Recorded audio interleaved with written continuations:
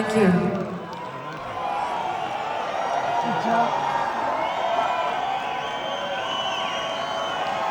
How you doing so far, Amsterdam? You still on this journey with me? Are you starting to understand me? Good.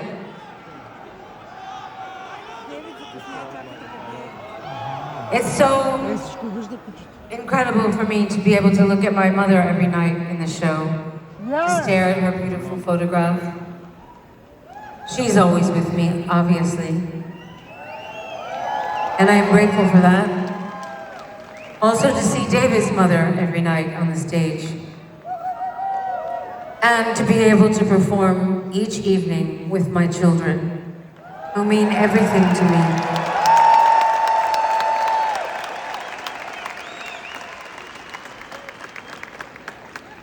Today is World AIDS Day. Do you know that? Is that important to anybody? Maybe it seems like it's so far away that it doesn't mean anything. It's just another holiday. But let me explain something to you. There is no cure for AIDS. People still die of AIDS. Did you know that? Just 5 people said yes. When I first came to New York, I was lucky enough to eventually meet and become friends with so many amazing artists, musicians, painters, singers, dancers. The list goes on and on, writers. And then one day people started getting sick. And nobody could understand what was happening. People were just starting to lose weight. People were dropping like flies. They were going to the hospital. Nobody understood what was happening. The news started calling it the gay cancer because it was predominantly in the gay community, which was a terrible shame because I don't know if you understand this right now, but in the early 80s, it was not cool to be gay. It was not accepted to be gay. Did you know that? Or do you just take it for granted right now? So to be able to stand up and say, I am a homosexual, was a very brave action. A very brave and courageous thing to say and do. Right, but the point isn't really about that. Can you imagine what it was like in that time when being gay was considered sinful and disgusting, when suddenly the vast majority of the gay community started dropping like flies and people were dying everywhere? When I say they were dying everywhere, I'm not exaggerating. Every day I would wake up and hear a new story, a new friend. I'd be visiting someone new. I'd be sitting by their bedside, watching them die. Hundreds and hundreds. Meanwhile, nobody in the medical community wanted to do anything about it because they said, well, fuck it, they're faggots. They deserve to die. Yeah, that's what they said.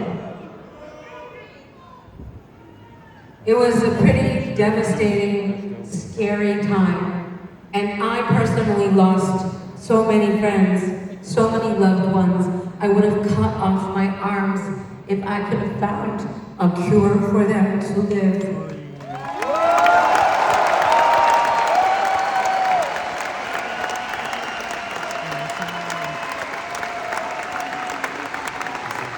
I watched so many people die, male and female, children, straight, gay, etc. Because in those days people didn't test blood in the hospital for blood transfusions.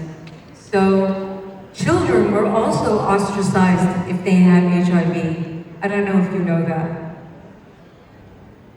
In any case, it was a devastating time, and for me, it was like the whole generation was wiped out.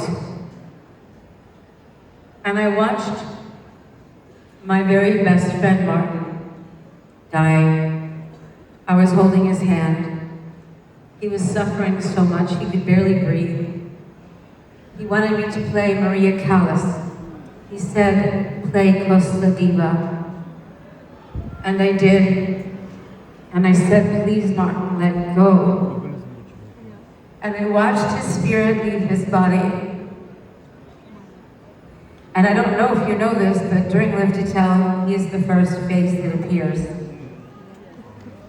And then there were so many others afterwards. I'm not saying this because I want you to feel sorry for me. I want you to recognize how lucky you are right now to be alive.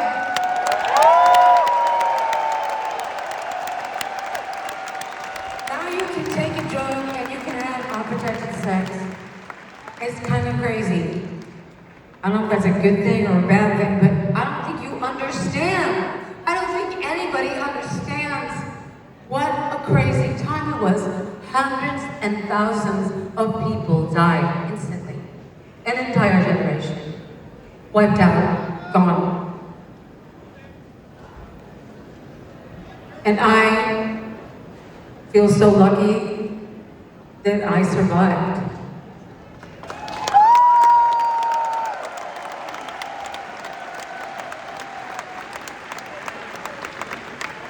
And then, just to come full circle,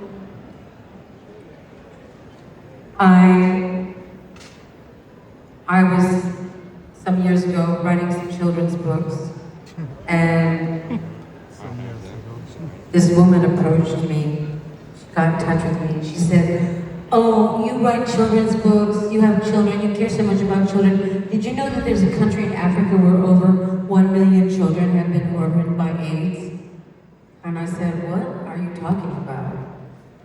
Anyway, she told me about this country called Malawi. And I went there, and it was like history was repeating itself. I went into the hospitals, I saw the bodies piled up on top of each other. I saw people dying everywhere. No one had any drugs, any medication, nothing. There were no ARVs available. Decades later, it was like watching history all over again. And that is how I met my son David, whose mother died of AIDS. And all of my children that I adopted from Malawi. My beautiful children. But people are so cruel, you know, when I was going to St. Vincent's Hospital visiting patients who were dying. Their families wanted nothing to do with them. This is in the 80s in New York. And I went, there was a whole ward where there was only 2 nurses that would go into the ward that would even touch them because everybody thought if you touched a person who had AIDS, you would get it. And I just walked down this row and I saw all these men emaciated, just gasping their last breaths, and all they fucking wanted was a hug. And I crawled into the beds of many of them and hugged them. And they were in a state of dementia and they thought I was their mother. And they said, oh Mom, thank you for finally coming. I don't know if this translates on a stage in an arena, but you don't understand what it was like for all of these people to be kicked to the side like it didn't matter, like their lives didn't matter. I don't think you understand how lucky you are now. How lucky we all are.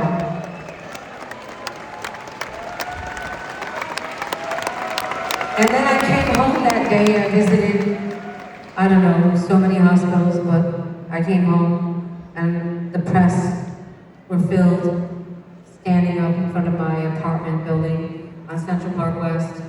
And they said, Madonna, Madonna, is it true you have AIDS? And I said, no, I just care about people who have AIDS. And again, I'm not telling you this because I want you to, I'm not trying to blow myself up. It's just, this is how narrow-minded people are. And it fucking makes me sick. And it should make you sick too.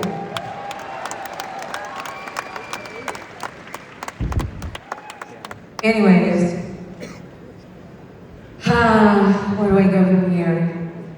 Just want to honor all of those that we lost from AIDS, who are still living with AIDS. So many people, thank God. Thanks to medical research and people who put a lot of time and effort, like Elton John and Elizabeth Taylor and myself, into raising awareness. But you know, ignorance, it's just, in this day and age when we have access to so much information, there's no excuse for it. So, if we can put a stop to anything, can we please put a stop to ignorance? Can I get a hell yeah? Am I putting you to sleep? No! Did you think I was going to get through this show and not talk about this? Thank you, Madonna!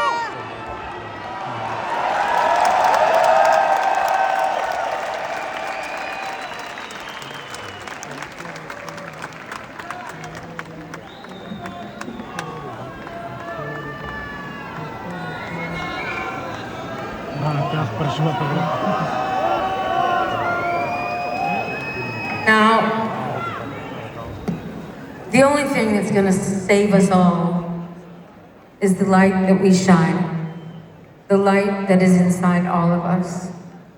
We have to share it with each other, so please turn your lights on. Please turn your lights on. Don't make me beg. Wow.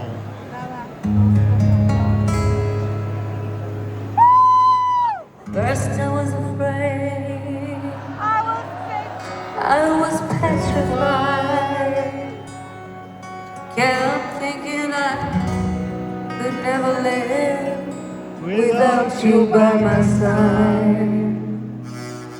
But I spent oh so many nights just thinking how you did me wrong, and I grew strong.